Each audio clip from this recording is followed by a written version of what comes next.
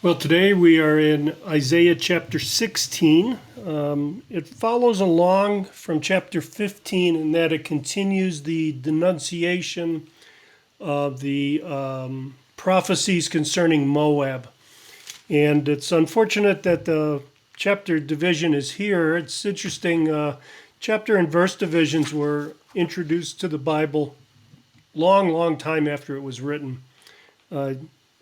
Made some little bit of research. The first time the chapters appeared in the Bible, the ancient Hebrew Bible had they had added different various divisions, but the first chapter divisions didn't show up until about the 9th century A.D.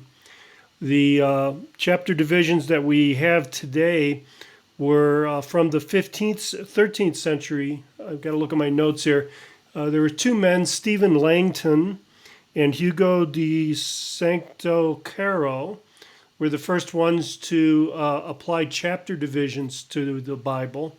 The ones by Sancto Caro, they're the ones that we use today.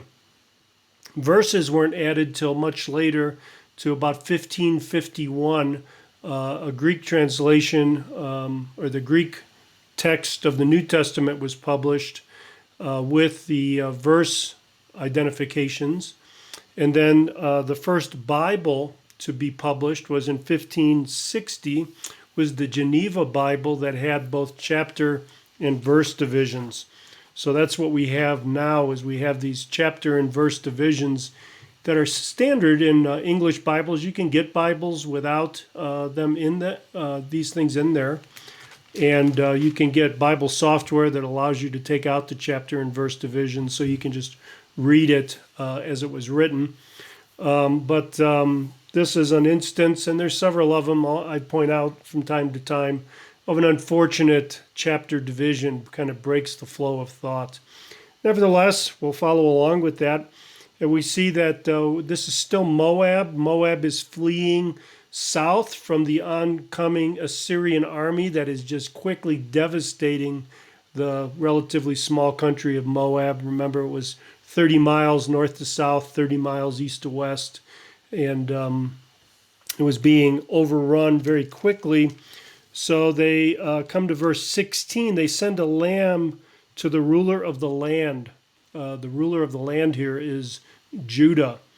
The lamb is an offering. The Moabites, among other things, were shepherds, and they're offering a lamb as a token of their submission to the Judean king, the king in Jerusalem. And they sent it from a place called Sela, which is in the mountains near a place called Petra, which is a highly fortified area. There's lots of mountain dwellings there. It's an easily defended area. I think this is the area that Israel will flee to during the latter part of the tribulation. Remember, Jesus warned them that when they see certain signs, the abomination of desolation written of by Daniel, they're to flee. They think they're going to flee into this area of Petra. And this defensive area is where the Moabites are. They send this lamb to the daughter of Zion, and they characterize themselves like fleeing birds, like that are scattered from the nest. They are at the fords of the Arnon, which is kind of south central Moab, waiting to cross. They want to come into Judea. Give counsel, grant justice, make your shade like night at the height of noon. Shelter the outcast, do not reveal the fugitive. So in verse 3 there is their plea to the king of Judah to protect them, to put them in the shade from the relentless sun of the Assyrian army that's coming down upon them. If you drop down to verse 5 there, we see a throne will be established in steadfast love.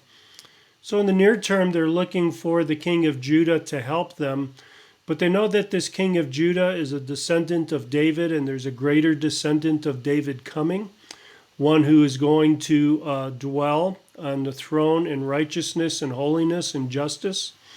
And in light of the coming of that messianic king, they asked the current king to take them in. You read that. Then, that is later, a throne will be established in steadfast love, and on it will sit in faithfulness in the tent of David, one who judges and seeks justice and is swift to do righteousness. So they're basically saying that in light of this coming Davidic king, please give us shelter. This greater king is going to do that. Won't you do that for us now?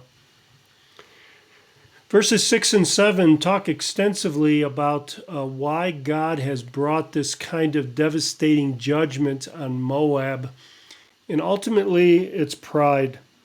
Look how often that's mentioned. Pride in the first stanza there. How proud he is of his arrogance. He's proud of his pride. He's proud of his arrogance, his pride, his insolence. Therefore, let Moab wail for Moab. Let everyone wail, mourn, utterly stricken. So pride is a particularly terrible sin before the Lord and invites his wrath. Proverbs 3:34 tells us that God opposes the proud but gives grace to the humble. That's repeated in the New Testament in James 4:6 and 1 Peter 5:5 as a reminder to us in the church that God opposes the proud. Well, what is pride? Pride is having over sense of confidence in your own achievements. It's having a confidence in yourself that keeps you from having confidence in the Lord, that keeps you from turning to him in utter dependence on him. I think this is the essence of pride and why God opposes the proud, because they refuse to come to him, they refuse to submit to him, they refuse to humble themselves before him because of their pride. It becomes a real stumbling block and a separation from the God of Israel. So he says, mourn, utterly stricken, for the raisin cakes of Kir Hareseth, for the fields of Heshbon, languish, and the vine of Sibnah. So what he's talking about here is these delicacies that came from Moab, raisin cakes, wine. There comes from the vine of the fields. The lords of the nation have struck down its branches. It said their vines reached and strayed into the desert. So the picture here is their vines so lush, so overgrowing that they, tumble over one another and spread out into the desert. This is the source of their pride. They take great pride in their agricultural ability. They think they're safe. They think that it's going to keep them, fat, dumb, and happy. And they don't realize that God is going to judge them for their pride. Verse 9 again is God's lament over Moab, sad over what's happening to them. God's a God who doesn't take delight in the death of sinners and their punishment. It says, therefore I will weep with the weeping of Jazer for the vine of Sibnah. I drench you with my tears, O Heshbon and Elah, for your summer fruit and your harvest, the shout has ceased. So he's sad, he's heartbroken really, because they were so joyful before, so joyful at their feasts, looking forward to the harvests, and now that's all come to an end. And it's come to a crushing end and a horrible end. Joy and gladness are taken away. Verse 12 then, it says, and when Moab presents himself, when he wearies himself on the high place, when he comes to his sanctuary to pray, he will not prevail. We saw this earlier in previous chapter 16, chapter 15, about going to Dibon, the center of worship of their god Chemosh, was useless. They went there to weep and mourn because Chemosh didn't help them. That's what he's saying again here. Then he concludes this with, this is the word of the Lord, spoken concerning Moab in the past.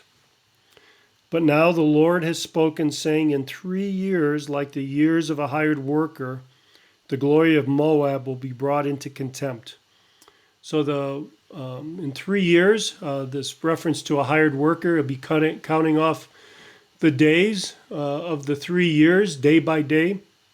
This prophecy was given 3 years before the judgment came. God wanted Moab to be very clear why this judgment was coming and who was bringing it. The Assyrians were God's immediate instrument, but God's himself was the instigator behind this, and he wanted them to know that. This is, again, talking about the onslaught from Assyria. King Sargon was the leader of Assyria at that time. He crashed down through the Samaria, or the northern tribes, overflowed into Edom and then Moab as well, or the Ammonites and the Moabites and then the Edomites. So he just overflowed, as it said earlier, the banks from the Euphrates River. Their armies washed down like a flood and consumed them 3 years before. So this devastation happened, as I said yesterday, in about 718. So this prophecy is dated to about 721 BC or so. And again, God is going to reveal these prophecies to us as a warning to Israel not to go into alliance with these nations that God is going to bring down. So don't turn to them for help, only turn to me.